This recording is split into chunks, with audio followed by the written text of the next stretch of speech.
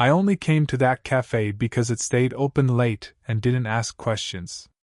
A quiet place with mismatched chairs, the hum of an old fridge, and a window that never shut properly.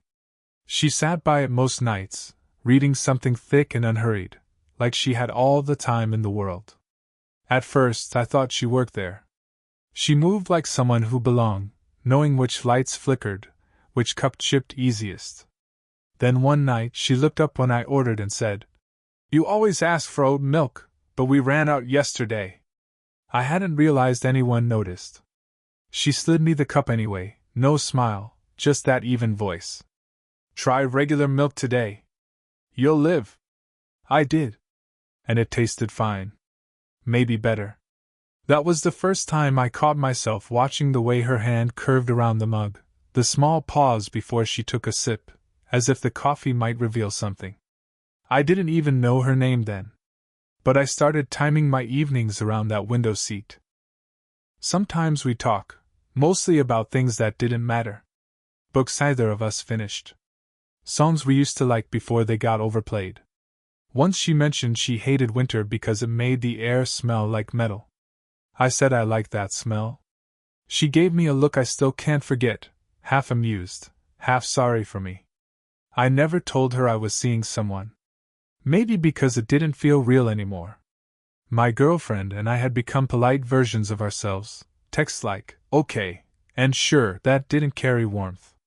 We'd stopped calling goodnight months ago. I kept telling myself it was just a phase. But the truth was simpler.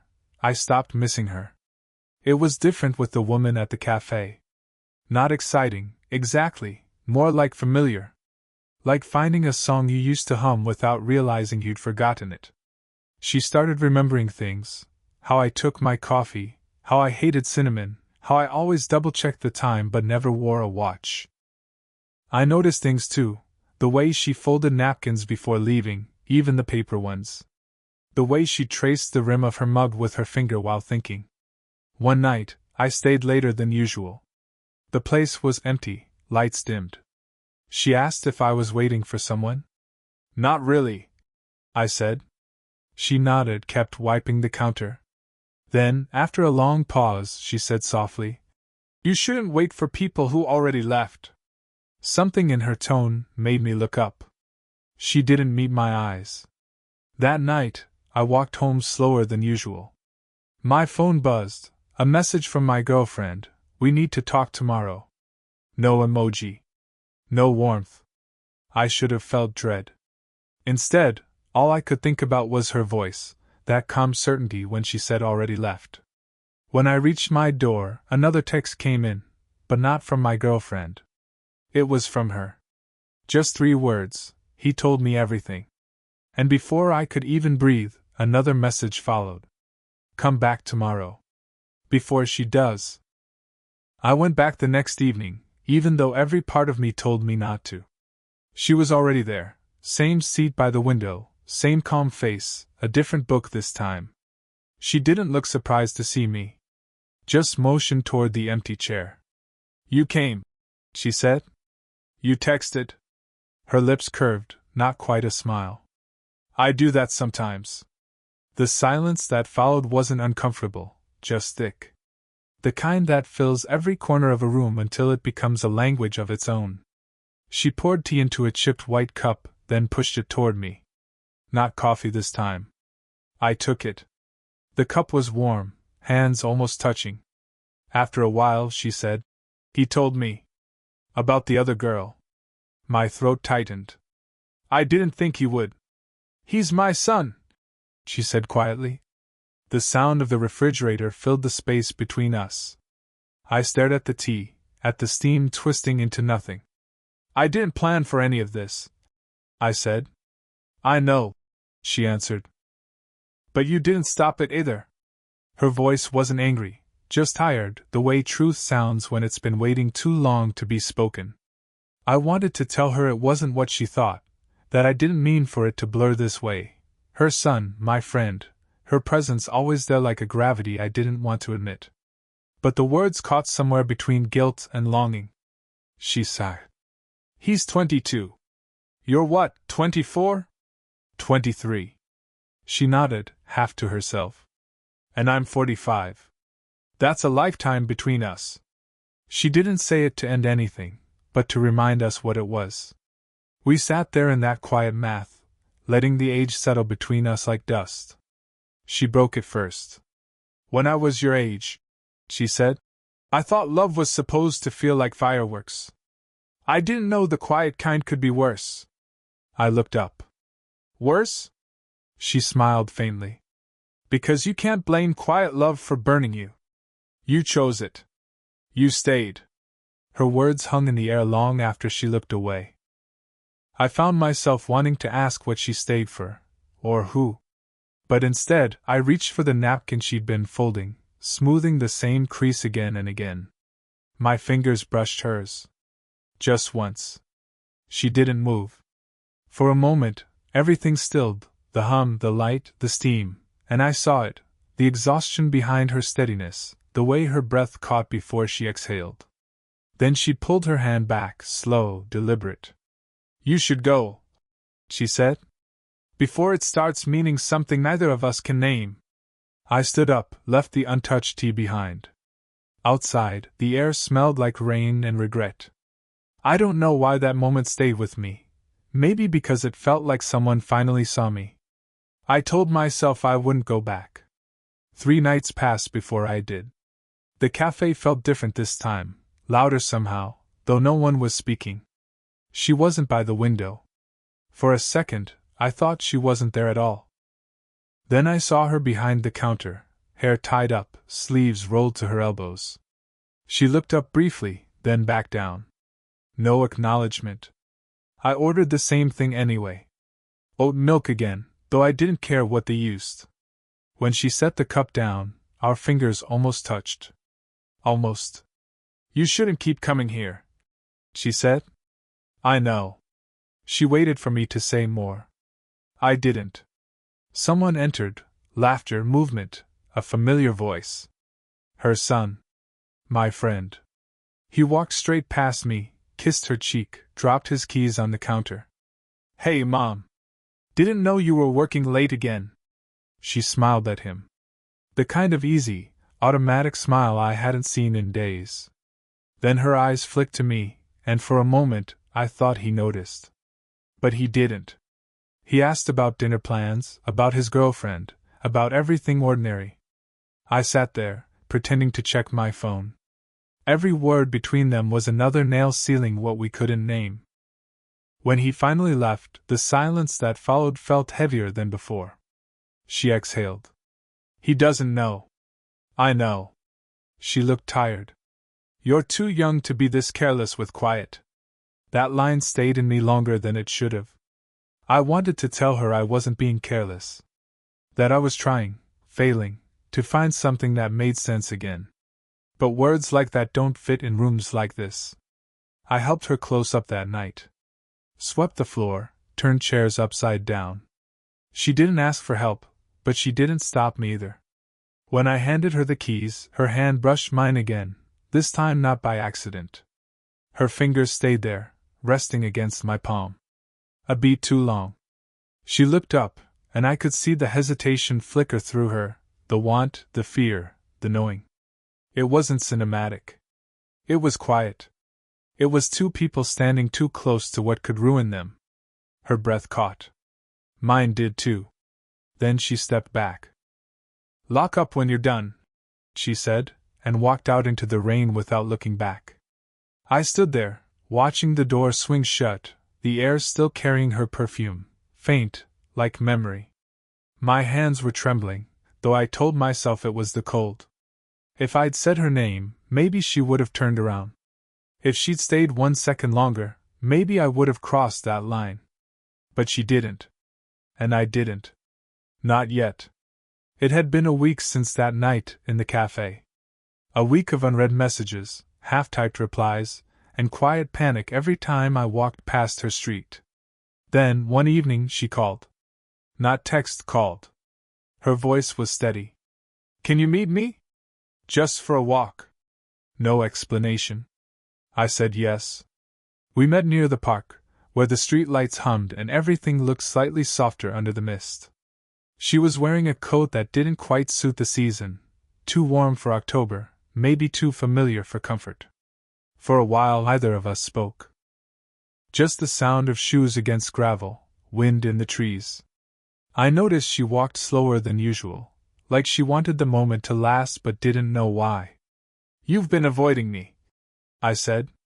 She didn't deny it. "You shouldn't have stayed that night." "I didn't stay," I said quietly. "You left."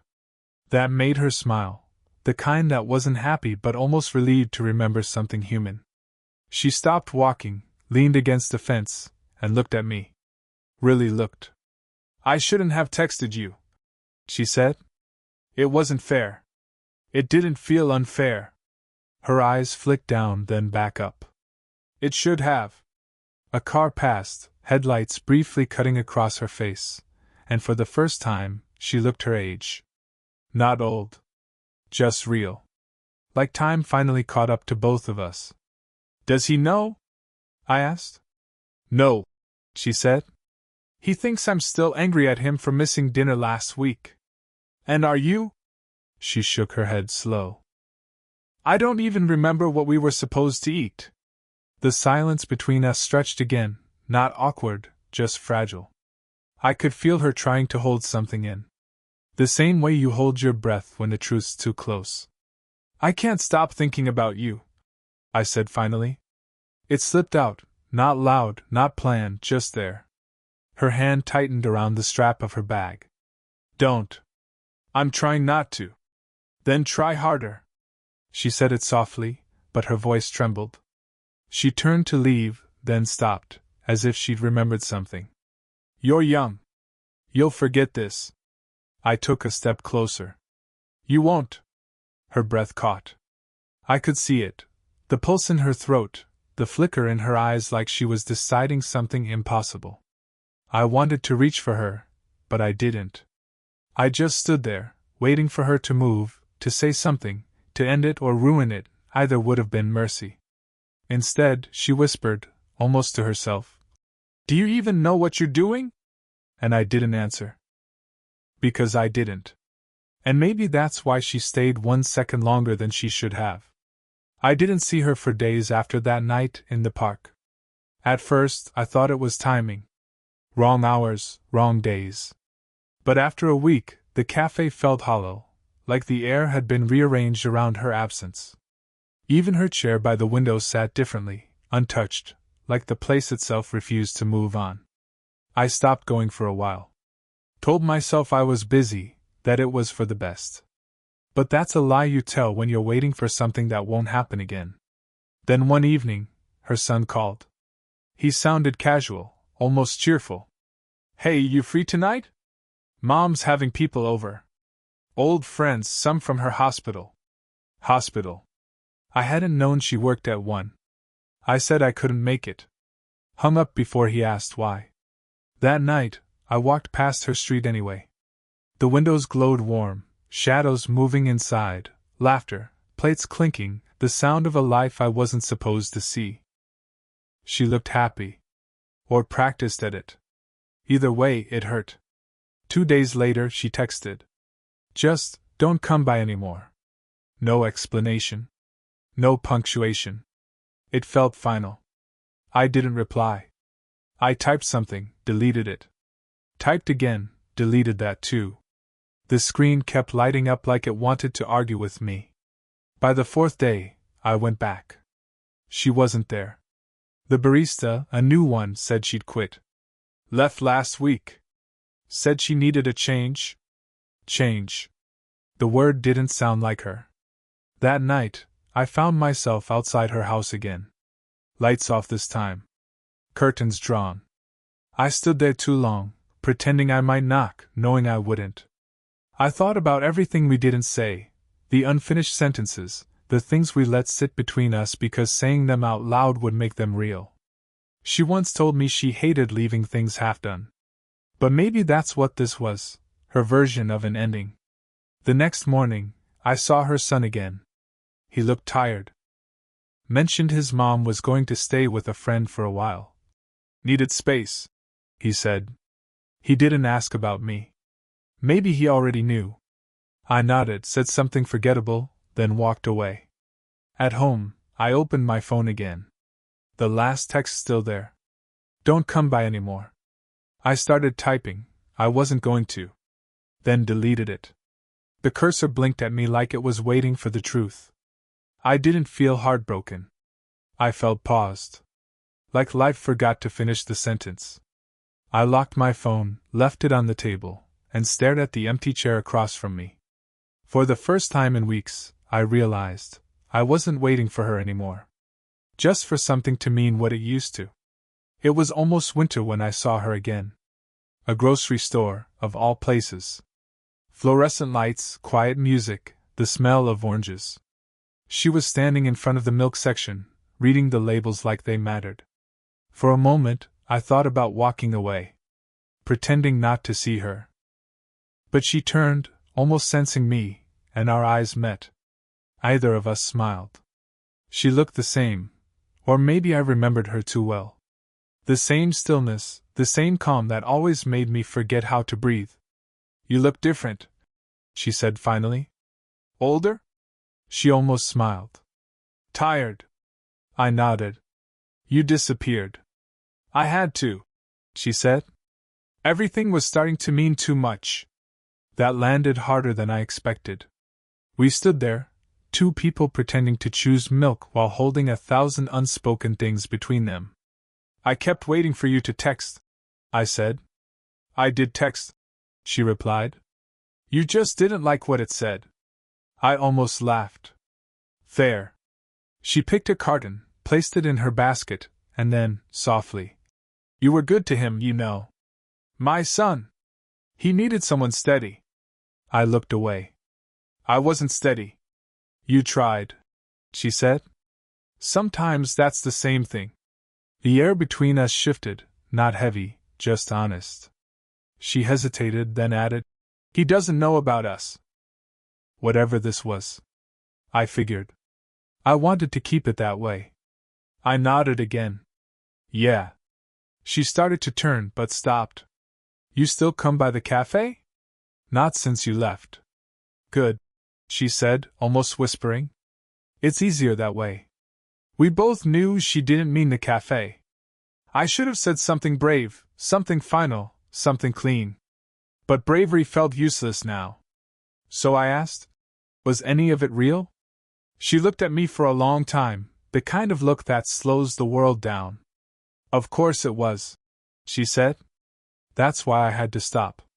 For a second, everything quieted, the hum of the fridge, the soft shuffle of carts, even my heartbeat. Then she reached out, barely touching my sleeve. Just enough to remind me she was there. I hope you find something easier, she said. I don't think I want easy. She smiled, small and sad. You will. And then she stepped back, basket in hand. I thought she'd leave without saying goodbye. But at the end of the aisle, she looked over her shoulder, just once, and said, Take care, all right? I nodded. Okay. It wasn't closure. It wasn't a beginning. Just two people finally telling the truth in the quietest way they could. It's been 3 years. I still pass by the old cafe sometimes, though it's a flower shop now. The window's the same, though. Always fog at the corners, the glass a little loose in its frame. I can almost see her there, folded napkin beside her cup, eyes tracing the world without touching it. But things have changed. I moved to another part of the city. Started teaching part-time. Learned how to make black coffee without burning it. She'd laugh at that. The mornings are quieter now, and I think I like it that way. We ran into each other again last spring. Park bench, early evening. 8:47 p.m. I remember because the clock in the square chimed just then. She was reading, same way she used to, thumb resting on the page like she was holding something still. Still don't wear a watch? She asked, smiling. Still don't need one, I said. We sat there a while, not talking about the past. Just the usual, weather, work, and neighbor's cat. The kind of talk that means more than it sounds. When she stood to leave, she handed me a small thermos. Tea, she said. The good kind this time. Still think coffee's overrated? Always. We laughed, quiet, careful laughter, and I realized it didn't hurt anymore. The ache that once filled every silence between us had softened into something else. Something kind. She told me she'd gone back to nursing. Her son got engaged. She didn't mention his name, and I didn't need her to. Some things are better left as shared silence. Before she left, she said, "I'm glad we stopped when we did." I nodded. Me too. But as she turned, I added, "I still think about that night. The one at the park." She paused. "So do I." Her voice didn't carry regret, just understanding. Then she smiled, the same tired, gentle smile from that first winter, and said, "We did okay, didn't we?" I smiled back. "Yeah. We did." Now, some mornings, I sit by my own window with tea instead of coffee. Sometimes I glance at my phone around 8:47, out of habit more than hope. The air still smells faintly like rain that hasn't started yet, the kind she used to call a waiting kind of weather. Maybe that's what we were, a waiting kind of love. Not the kind that burns, but the kind that lingers quietly, long after it's over. And somehow, that's enough.